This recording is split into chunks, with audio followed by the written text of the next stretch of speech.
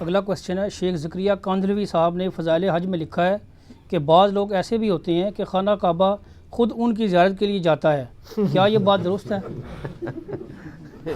کہانی شریف ہے جی، خانہ کعبے کو کیا ضرورت ہے کسی کی زیارت کرنے کی؟ تو وہ اصل میں یہ بتانا چاہتے ہیں کہ جی پھر وہ آپ کو کہانی بھی کرائیں گے، وہ کہیں گے ترمذی میں ابن ماجہ میں حدیث ہے نا کہ نبی علیہ السلام نے کہا کہ اے کعبہ تیری خوشبو بڑی پیاری ہے، لیکن ایک مومن کی حرمت اللہ کے نزدیک تو اس سے بڑھ کے ہے۔ تو سر وہ ہر مومن کی حرمت بڑھ کے ہے، لیکن کسی مومن کا طواف نہیں ہو سکتا۔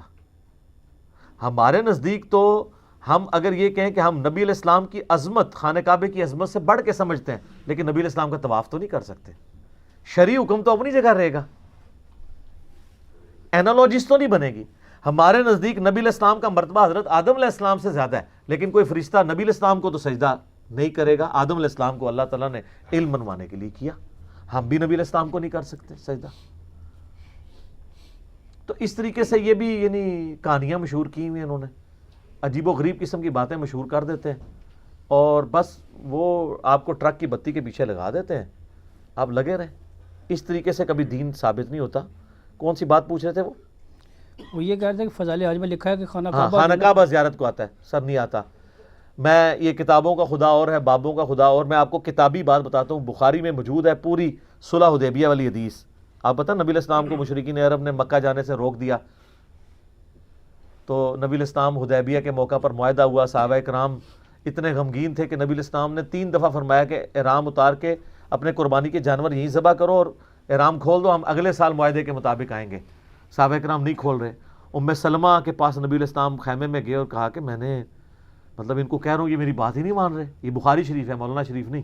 صحابہ کرام کو قلق ہی اتنا تھا، تو حضور کے ساتھ لاڈ میں وہ ایسا کر رہے تھے، حضور کو سختی سے نہیں کہہ رہے تھے، لیکن ماننا تو چاہیے تھا۔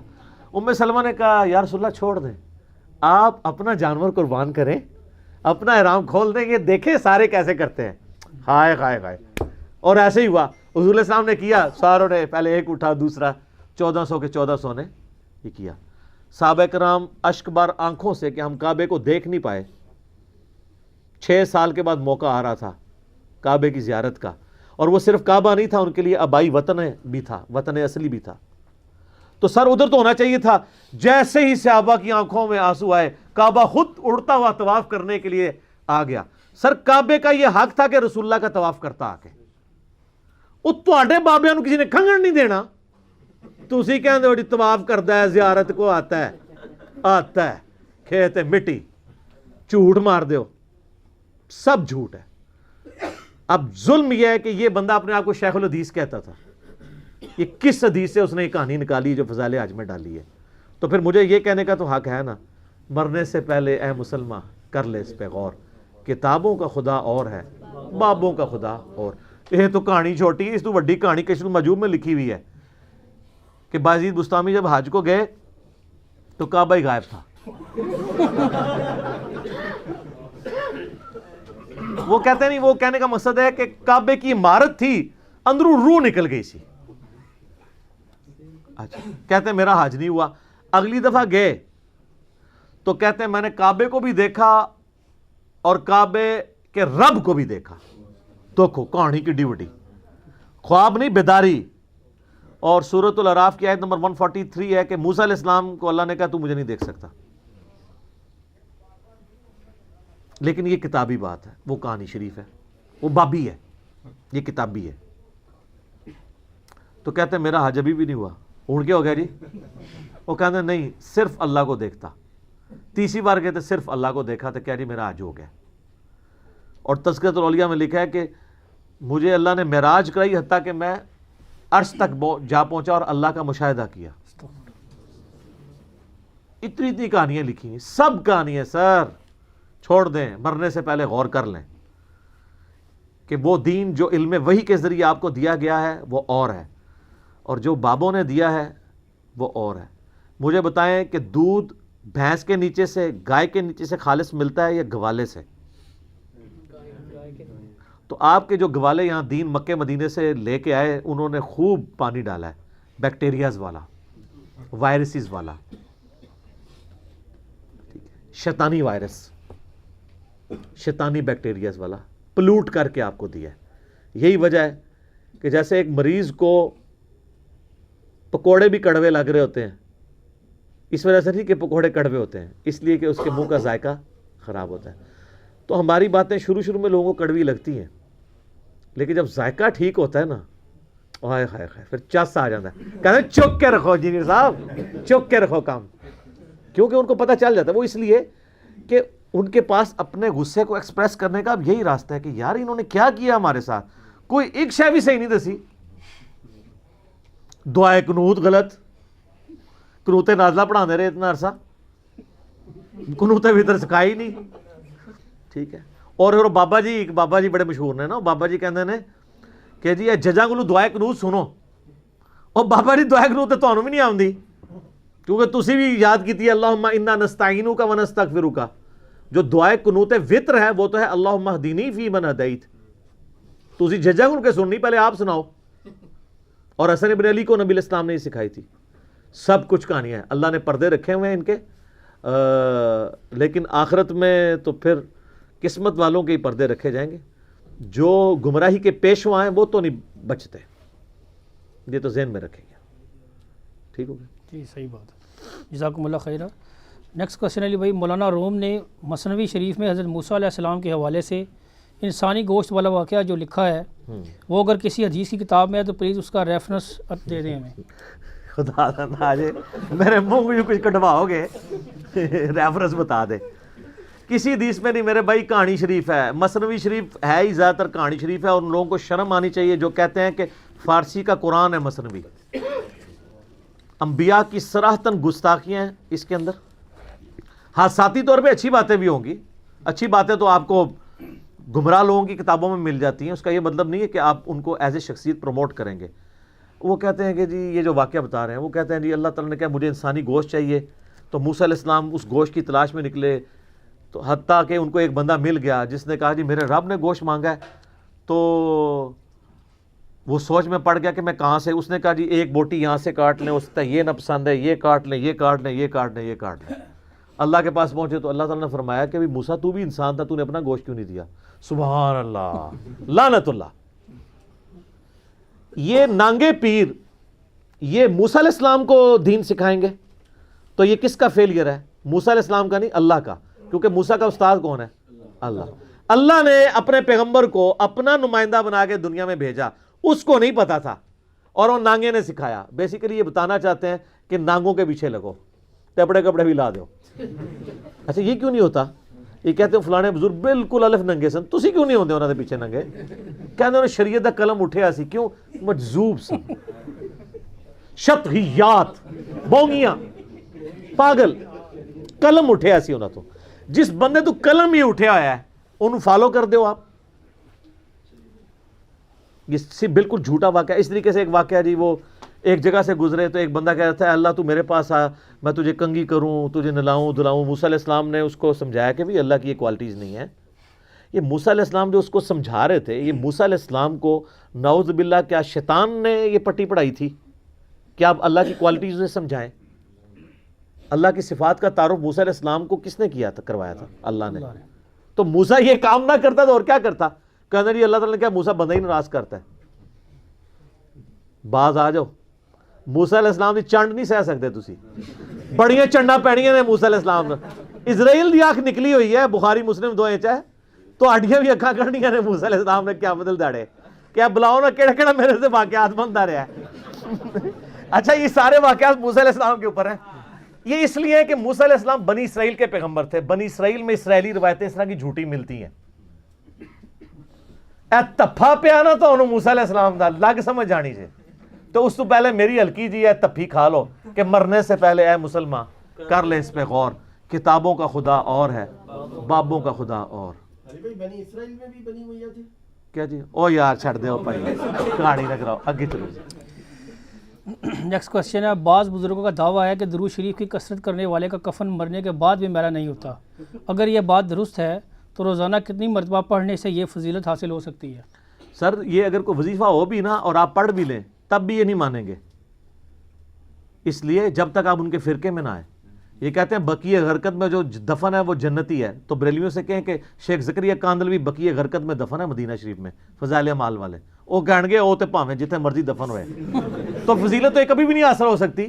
یہ فضیلت حاصل کرنے کے لیے پہلے آپ کو فرقے میں آنا پڑے گا ان کے. الیاس قادری صاحب کے پیر و مرشد ضیاء الدین مدنی بھی بقیہ غرقت میں دفن ہے، تو یہ دیوبندی ان کو جنتی مان لیں گے؟ ناٹ ایٹ آل، کبھی نہیں مانیں گے. یہ بالکل کہانی ہے، کفن میلا نہیں ہوتا. کسی کو اگر زوم ہے نا اس طریقے سے ہو جائے، یہ اللہ نے صرف نبیوں کا پروٹوکول رکھا ہے. ابو داؤد میں حدیث ہے کہ اللہ تعالیٰ نے مٹی کے لیے حرام کیا ہے کہ نبیوں کے جسموں کو کھائے. یہ صرف نبیوں کا پروٹوکول ہے. نبیوں کے علاوہ بھی صحابہ کرام میں جس کے لیے اللہ چاہے تو ہو سکتا ہے، جس کے لیے نہ چاہے تو نہیں ہو سکتا. صحیح بخاری میں 1390 نمبر 1390 ہے کہ حضرت عمر کا پاؤں آلموسٹ 70 سال کے بعد حجرہ عائشہ کی دیوار گرنے سے باہر نکل آیا، پھر ان کو دوبارہ دفنایا گیا تو وہ سلامت تھا. لیکن کئی صحابہ ہیں جن کو رومن امپائر کی جنگوں میں کڑاہوں میں جلایا گیا، ان کے روسٹ ہو گئے. وہ کتنے صحابہ کا مسئلہ ہوا، خود حمزہ ابن عبد المطلب کا مسئلہ نہیں کیا گیا غزوہ احد کے موقع پر، تو کوئی لاش کی حفاظت نہیں ہوئی ہے. کفن میں کہتا ہوں ان کو چھوڑ دیں. تمہارے جو بزرگ میرے بھائی آپ زندہ ہیں نا، جب یہ مر جائے نا ان کی لاش ذرا ایک ہفتے کے لیے چوک میں رکھو، پھر دیکھتے ہیں کفن میں سے بو آتی ہے کہ نہیں اور میلا ہوتا ہے کہ نہیں. ہاں کفن میلا نہیں ہوگا اگر سائبیریا میں دفنا دیا جائے 1000 سال تک بھی کچھ بھی نہیں ہوگا. ادھر تے ہوئے گا بھائی، ڈیکمپوزیشن شروع ہو جائے گی. یہ نیچرل پروسیس ہے. اور ان کے لیے پھکی یہ ہے کہ صحیح بخاری میں کتاب الجنائز چیپٹر میں حدیث موجود ہے. اما عائشہ کہتی ہیں جب حضرت ابو بکر کی موت کا وقت قریب آیا، انہوں نے مجھے بلا کے کہا کہ بیٹی یہ بتاؤ کہ نبی علیہ السلام کتنی سال کی عمر میں فوت ہوئے تھے؟ ان کا 63 سال. تو ان کا بیٹا میری کتنی عمر ہوئی ہے؟ ان کا 63 سال. ان کا نبی علیہ السلام کس دن فوت ہوئے تھے؟ انہوں نے کہا منڈے کے دن. تو ان کا آج کون سا دن ہے؟ ان کا منڈے کا دن. تو انہوں نے کہا کہ میں اللہ سے امید کرتا ہوں کہ میں بھی آج ہی مروں گا. اللہ کا شکر ہے اس دن نہیں مرے، اگلے دن مرے. بخاری میں موجود ہے. علم غیب ختم. اس پہ میرا کلپ ہے حضرت ابو بکر کا علم غیب. سر ابو بکر تو وڈا کیڑا ولی ہے تہاڈا؟ آؤ نا لے کے آؤ نا. یہ بخاری شریف ہے، وہ کہانی شریف ہے. بزرگاں پہلے ہی دستا او تہاڈے بزرگ ہن نہیں دس سکتے. میں فارمولہ لکھ کے دیا نا، اینج بھی تکتے رہن قیامت تک نہیں پڑھ سکتے. سمجھنا تو دور دی گل ہے، ریسائٹ نہیں کر سکتے مکینیکل انجینئرنگ دا فارمولہ. پرانیاں گلاں، پرانے بزرگ، پرانے فرقے. ٹھیک ہے ہوں تو میں نے کہنا چل اس میں انہاں دی برسیاں بھی ہو چکی ہیں. ختم اللہ کے فضل سے. کفن میلا نہیں ہوتا انج نہیں. اچھا اسی بخاری کی حدیث میں آگے موجود ہے کہ سیدہ عائشہ نے جب کہا نا میں آپ کے لیے کفن ارینجمنٹ کرتی ہوں، تو انہوں نے کہا نہیں مجھے میرے انہی کپڑوں میں دفنانا. کفن تو زندہ بندے کی ضرورت ہے، مردہ کا کفن تو پیپ اور یہ گلی سڑی ہڈیوں کا حصہ ہی بننا ہے. تو حضرت عائشہ نے کہا کہ حضرت آپ نے اپنی گستاخی کر دی ہے.